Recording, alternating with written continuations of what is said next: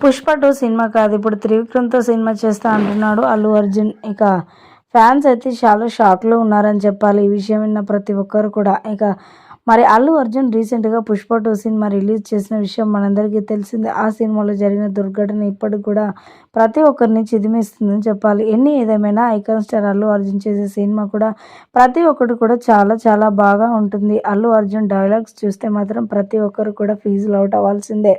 అంత బాగా డైలాగ్స్ మాట్లాడుతూ ఉంటాడు ఐకాన్ స్టార్ అల్లు అర్జున్.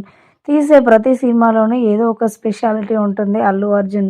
ఎంతో ప్రతిష్టాత్మకంగా తీశాడు. ప్రతి సినిమాలో కూడా మరి తనకంటూ మంచి గుర్తింపు తెచ్చుకునే విధంగా ఒక్కొక్క సినిమాలో ఒక్కొక్క లుక్‌లో కనిపిస్తూ ఉంటాడు ఐకాన్ స్టార్ అల్లు అర్జున్.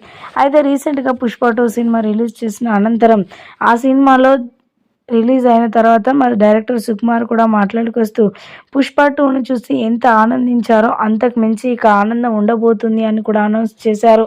ఇక 'పుష్ప 3' ఉండబోతుందని ఎంతో ఫుల్ ఖుషీలో ఉన్నారు ఫ్యాన్స్ అయితే. ఇక నెక్స్ట్ 'పుష్ప 3' షూటింగే స్టార్ట్ చేస్తాను అని అనుకున్న icon star Allu Arjun plate ఫిరాయించారని మాట్లాడుకొస్తూ ఉన్నారు.